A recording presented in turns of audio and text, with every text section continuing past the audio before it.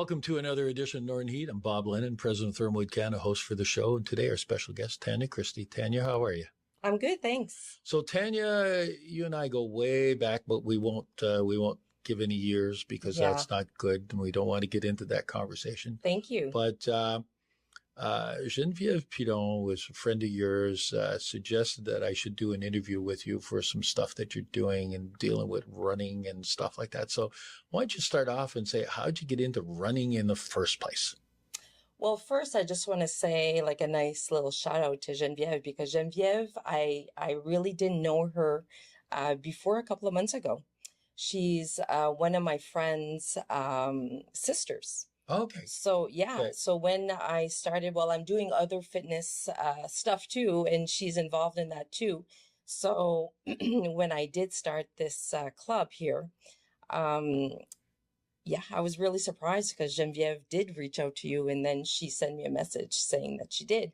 So I just want to give a big shout out to her because she's a special person. Yeah. So, yeah. Yeah, I've worked with her in the past. So this is a running club, but you told me a little bit your story ahead of time and how you managed to go from the street to the woods as another story. And I should say woods, bush, whatever. Yeah. But tell us a little bit how you started running because you've been doing this since a pretty young age. Yeah, I started track running when I was in middle school. So then it was Jeux Régionaux, it was called. Yeah. So I started there. It wasn't a passion of mine, but it was something that I did start loving to do. So I did start there and then just gradually, I wouldn't say I'm a professional athlete, but I would say an athlete because I continued running all the time for my mental wellness. And so I did road running until now, I still, until actually I got injured. So a couple of years ago, I got injured, I had plantar fascia. And I continued running and I went to the physio and everything. And then having the plantar fascia, I was, because I still continued running instead of stopping, I compensated. And then I had hip injuries. So I had to stop at that time. And then I decided I'm a person that needs to move. So I couldn't just stay home and do anything or whatever. So I started power walking, and I really enjoyed that as well. And I started spinning, and because my body needs to move. If I'm not moving, I'm not happy. So finding other things during those years to do, and So you brought an interesting link in there because you talk about mental health. Yes. And it's been a topic on this show a number of times with different people from different angles. And so this is a bit of an opportunity when you're running, and the connection is that you're able to disconnect from the day-to-day world and get yourself in your own little bubble, right? Absolutely. And that's one of the reasons why I do have to move, because it's my happy place. And I have to find something where I'm passionate about and just want to continue every day. If I wake up, I need to enjoy what I'm doing. So running gives me that drive, that adrenaline that I love. And when I stopped running, I had to find something else, right? So the running, when I decided to come back into running, I hadn't ran, I would say, for at least 4 years the last time. Oh, really? That long? Yeah. Okay. I stopped running. Well, I was doing other things, I said, spinning and stuff. But so when I decided to try it again, actually, it was the 1st of July. I went to visit my sister in Alberta, and my brother-in-law runs ultra marathons and does 100 miles and depth races and stuff. All that crazy stuff. All the crazy stuff. Yeah. He does, in the mountains, the Rocky Mountains. So, and when I was there, and he also has injuries. And while I was visiting, he was running. He was still running. And he did 5Ks, 10Ks, during the week. And then on Sundays, he did 21K. So I was like, oh my gosh, he's injured and and he does it because he just loves it. He just can't stop. And I'm like, oh, I was so like inspired by that. And when I came back home, I was also inspired by my daughters, and they also run track. They run cross country, and I've been going to all their meets and everything. And there was Jude Lacadie Okay. that happened. So in Dieppe. So when after Jude Lacadie, we came home, and it was the 1st of July when I woke up. I said, come on, let's It's go time. run. Yeah. Yeah. Yeah. So I told my spouse, like, let's go run. He's like, what? I'm like, yeah, I need to go run. Like, so I decided, like, I wanted to run, but I knew that road running, it's like I always road run. Yeah. And I trailed run before, but road running is like a consistency, like you're always doing the same movement. So that's where I get more injured than when I'm trail running. Well, trail running, you're running over stumps and roots, Exactly. rocks and holes, and you're not doing the same movement all the time. So it's less, for me, it's less, it gives me less injuries. So I said, let's go running and trail running. So we ended up going behind Nepisiquit, where we always go, and we go in the biking trails. So it's not the little crush rock that I like to run. Yeah. I like to run in the bike trails. Yeah. And I also mountain bike, so I knew the trails really well.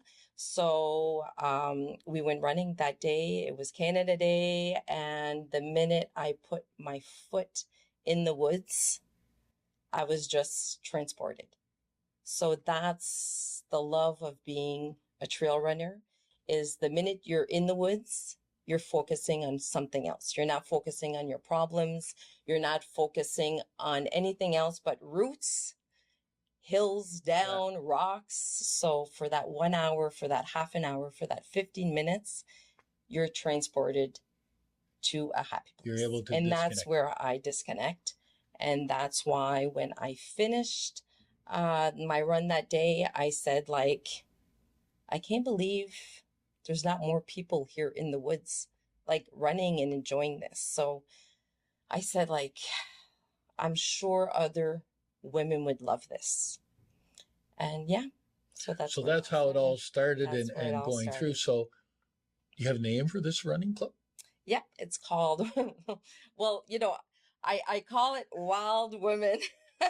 And every time somebody comes, they're like, Wild Women. I'm like, yeah, it's not because we're crazy and we're wild in the woods. It's because we're going into the wild. Yeah. Right? Into a free nature environment. And yeah, so it's called Wild Women Trail Running Club. Okay. So how many women are involved in this? And it all depends, I guess. Honestly, let's say right now it's probably like 80 members or plus. How many? 80. About. Really? Yeah. Yeah, we're about like 80 members. And we just ran our 8th week. Like last Sunday, we always run, like the official run is on Sundays behind Nepisiquit at 10 a.m. So we meet up at 10 a.m. and we go in the woods at 10:15. So let me understand this correctly. Yeah. So you've only been doing this for 2 months now as this group, and you've able to amass 80 women to go out running, and you probably don't have all 80 all at the same time. And if you do, well, now I see why the wild women in the woods would come from and get out of the way. But that's pretty impressive. Well, so how did that all happen? Like, it is just through social media? How'd you all of a sudden have 80 people in a group that want to do this? Well, like I said, on the 1st of July, I did my first trail run and I didn't feel any pain at all. So I said to myself, I was really motivated at that time to want to bring other women feeling the way I feel, because I'm not the only one that has mental, challenges and stuff. And I wanted other women to experience what I'm experiencing. So I decided first of all, I started, I'm an OCD kind of person, so writing up stuff, and I wanted to be bilingual, so I was working on stuff and my goals, my vision before I did put it on Facebook. So I did do that on social media, and with the help of one of my friends, Justina Pete, that did help me, do the logo and help me actually put it up together because I'm not one of those technology kind of persons. So yeah, so that's how it all started. And well, that's here we pretty are. impressive. That's pretty impressive. And the fact that, because it's not everybody that gets up in the morning and decides, yes, you had a passion of running, but then all of a sudden to turn around and link that to helping other women and dealing and coping with, being a mother and life in general and all of that stuff above and beyond any issues that you might have. But it's become a pretty complicated life, and no matter what you do. So the fact that you've been able to pull all these people together is pretty impressive in a short period of time. And everybody as crazy as you are. So it's really overwhelming actually for me because like I get emotional over it, because the reason why I started this. There's no crying on this show, by the way. Okay, just everybody that knows me, yeah, they're gonna say, yeah, she's gonna cry. She's gonna cry.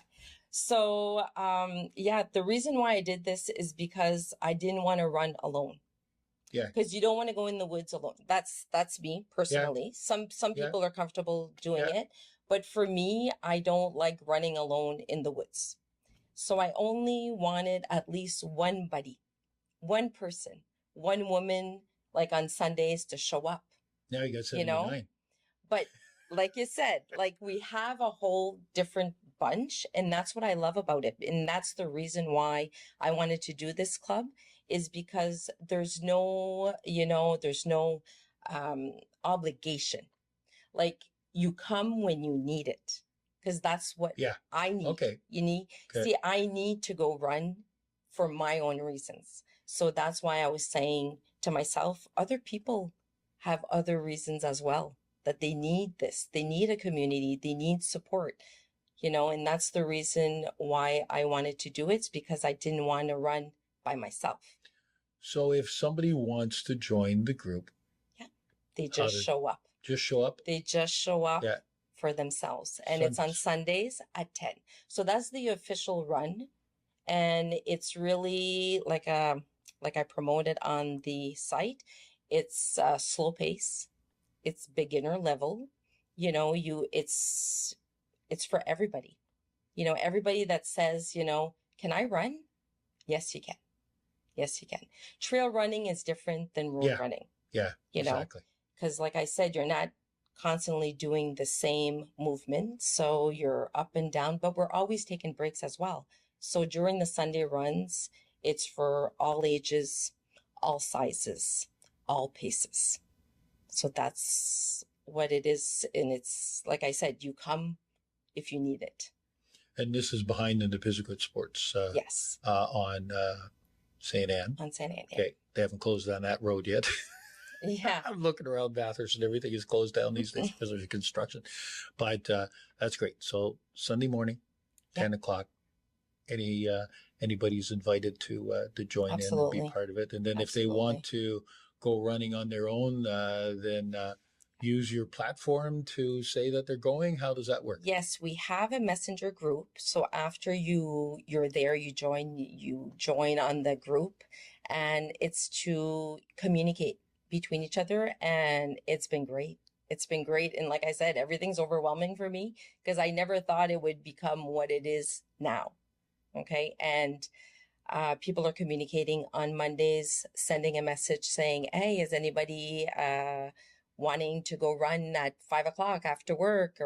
And then somebody's like, yeah, I'm in. So yeah, it's amazing. Listen, I love it.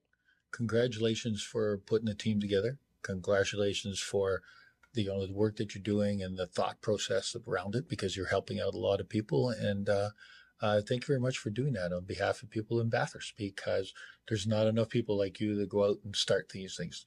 And so thank you very much for doing that. You're welcome.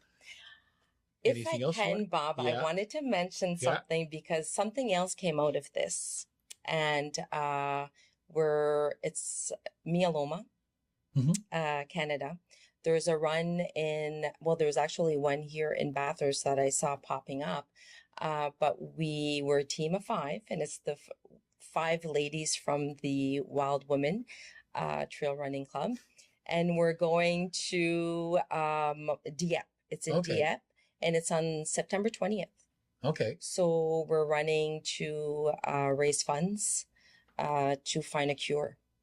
Yeah, for myeloma cancer. So it's a blood cancer. So all right. yeah. So people can, again, if they want to sponsor anybody on the team, go into your... Yes, because we're on the site, Okay. myeloma, and you can find us there as the team Wild Women Trail Running Club. And if you want to donate anything matters, right?